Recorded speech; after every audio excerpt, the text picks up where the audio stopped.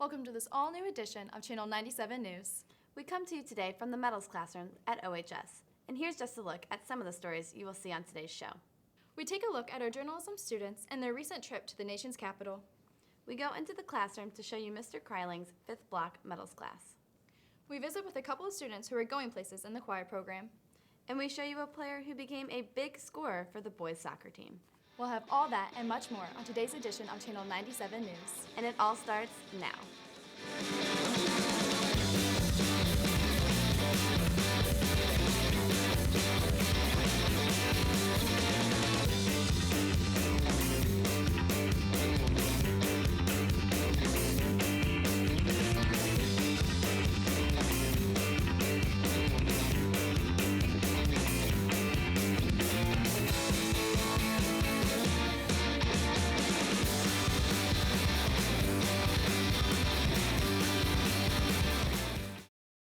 Welcome back to Eyes on the Tiger, Channel 97 News. I'm Hannah Pauley. And I'm Cassidy Mooney. Our first story examines student spirit at OHS ice hockey games. Scott Leaker and Amanda Lukey have the story. The Oakville hockey team is known for two things: their talent on the ice and the spirit and support that they receive from their fans. They come out every game, no matter what, even if we get killed. Sometimes if we're not having a good game and students still there cheering on, we do get kind of pumped up on the bench and stuff because they're like, hey, you know, they're here to support us. We just love it when they dress up certain themes and they bring their own noisemakers and drums and other activities that really get them supporting the team effort, and we love seeing that. At times, the spirit can be taken too far. Sometimes it's kind of just they like the sport and they like to see us on the ice and playing. Sometimes bring family into it, gets a little personal, but other than that, it's all right. There's a difference between spirit and poor taste. So I think that the kids go with the idea of supporting their team and having a great time and presenting themselves like we would like or hope any Oakville High School kid would present themselves. It has crossed lines at times, and we are concerned about that because we want to continue to represent our community and our school and the organization of Oakville Tiger Hockey. We want to do it in a respectful way and one that honors the game and will also show appreciation for those within the stands and those players on the ice. In hopes of improving the behavior of the fans, the Oakville Hockey Organization created a student code of conduct. We have a player code of conduct, we have a parent code of conduct, and we also stress to our fans the importance of maintaining a high standard of behavior. It's probably not a very popular choice for the fans wise, but it could potentially be a good thing, maybe give Oakville a better reputation regarding the fan section. And what I'm hoping is that you act like we hope that all Oakville students act when they're out and be supportive of their school but be appropriate in the process. With Scott Leaker, I'm Amanda Lupke for Channel 97 News. Hey Cass, I hear you just got back from a big trip. Yeah, I was one of the 20 OHS students to attend the National Journalism Convention in Washington, D.C. That's great. Let's take a closer look at this amazing adventure. Oakville journalism students took a journey to the nation's capital the first week of November.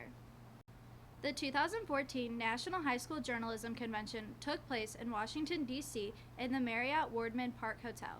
We take our students to the National Journalism Convention every year if we can. This is the largest group that I've ever taken to a national convention.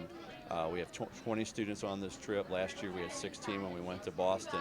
So it was an exciting trip for everybody. Students went to sessions involving their field of journalism to learn new things they can bring to their program. Since are really informational, since it'll help with knowing what we need to fix with our staff. Coming to DC for journalism really showed me how many doors this opens up for people. The trip brought some students memories they will never forget. My favorite monument was probably the Thomas Jefferson Memorial because it was really pretty and it was cool lit up at night. We went to a trolley tour and that was pretty cool. It was a hop on, hop off, and some of us went to different locations, and myself and the senior girls, we went to Iwo Jima Memorial, and that was really cool. And we also went through Arlington Cemetery, and we got to see JFK's gravesite. I got here, the guy whose room is across from me decided to walk out of his room in his boxers, and these boxers didn't do very much for him.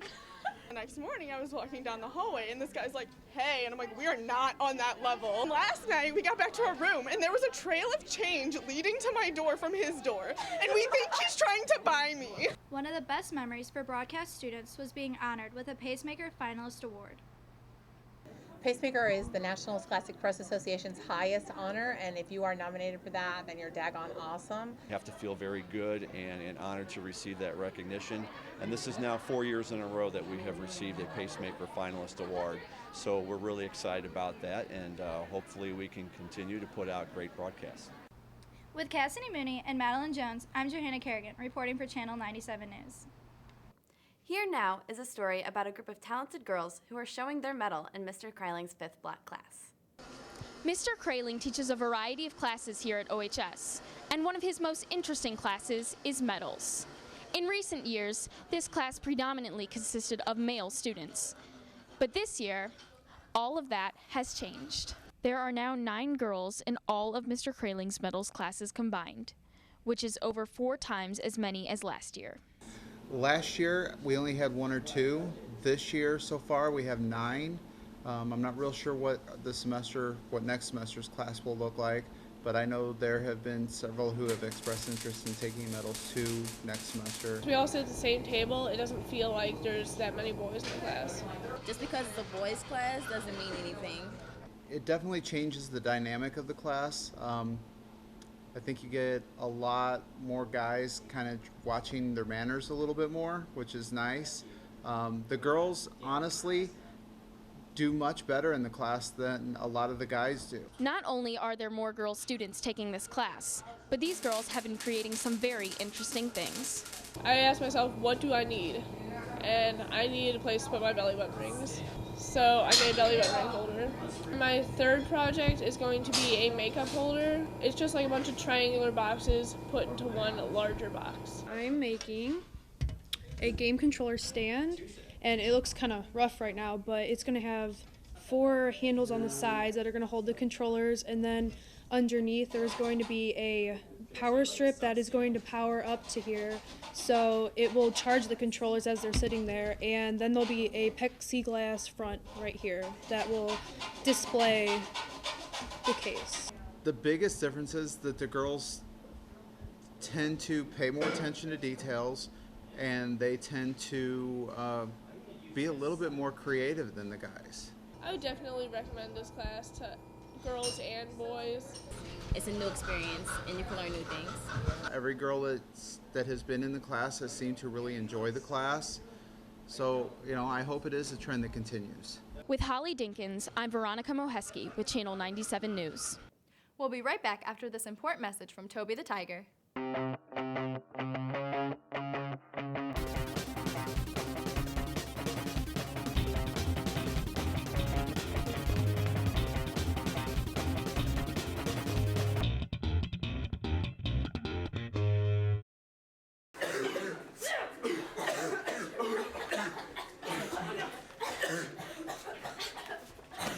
Everyone's been getting sick lately. I hope I don't get sick. Shoot!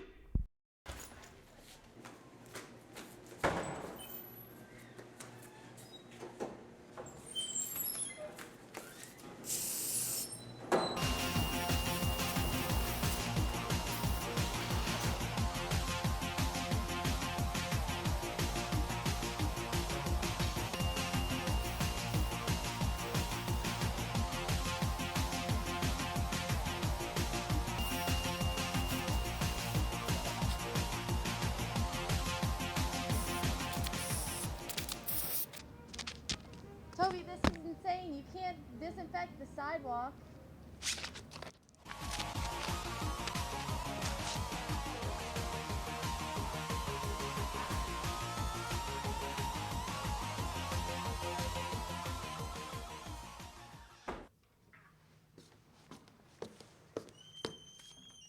Really, Toby?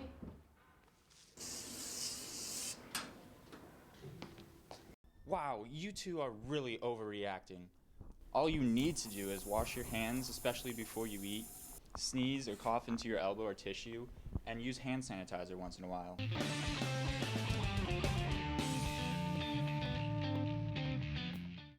Even with new directors, the OHS choir program continues its excellent tradition. Here's a story about two choir students who have recently been named All-State. The OHS choir program has excelled for many years, and this year 2 members shined above the rest.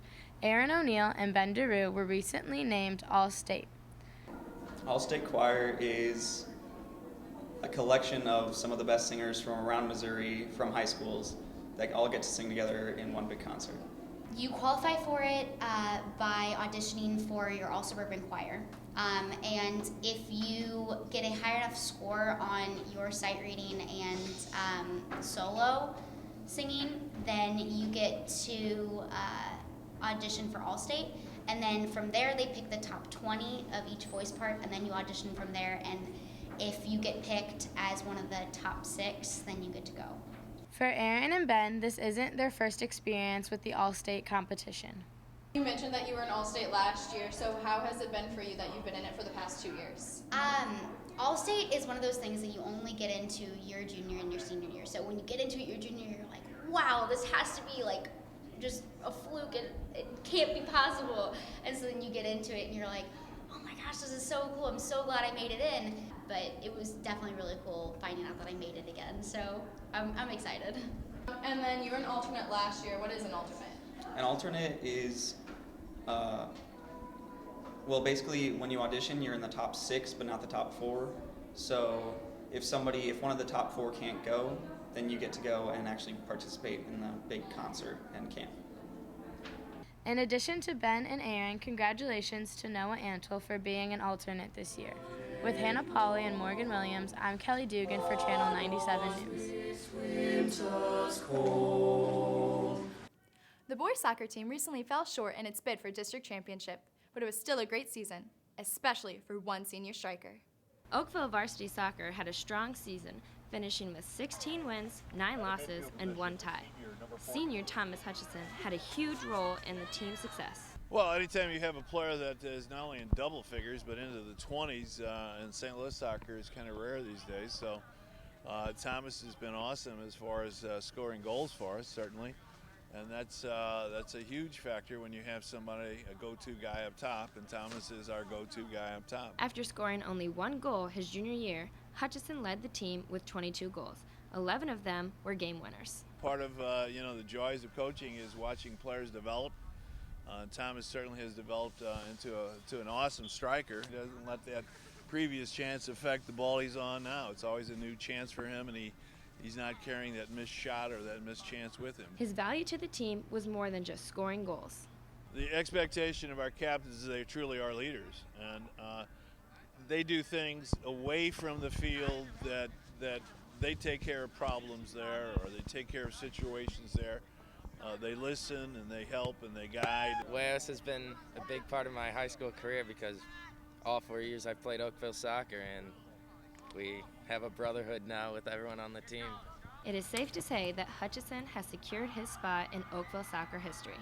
With Jacob King and Kobe Allen, I'm Cassidy Ham for Channel 97 News. Are you smarter than a 5th grader? Nick Van Winkle and Shane Wars find out in our next segment. We were taught many things in elementary school, but just how much of that knowledge was retained by high schoolers? We decided to find out. Who was the 16th president of the United States? Abraham Lincoln. Abraham Lincoln. How am I supposed to know that question? I don't know the 16th president. No. Is that a joke, or am I supposed to know this? Abraham Lincoln. How many peanuts does it take to make a 12-ounce jar of peanut butter? I'm not in a math class until 2nd semester.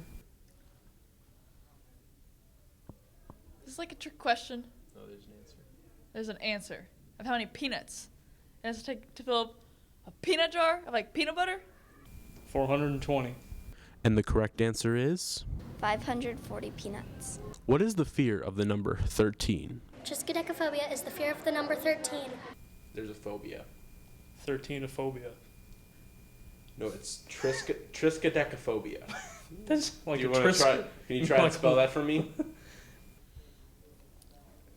Why would I know? No, I do not. Wouldn't it just be like a trisket and then like neck phobia? So that'd be like TRISCUIT. Am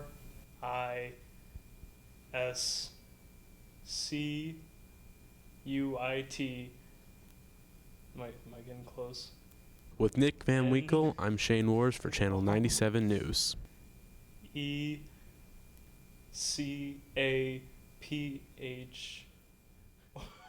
Well, that wraps up this edition of Channel 97 News. Please join us for our Thanksgiving show November 25th. Thanks for watching. I'm Hannah Pauley. And I'm Cassidy Mooney. Remember, Oakville, keep your eyes on the Tigers. Okay, and can you just tell us about your time here? My favorite part was probably going and seeing all the monuments at night.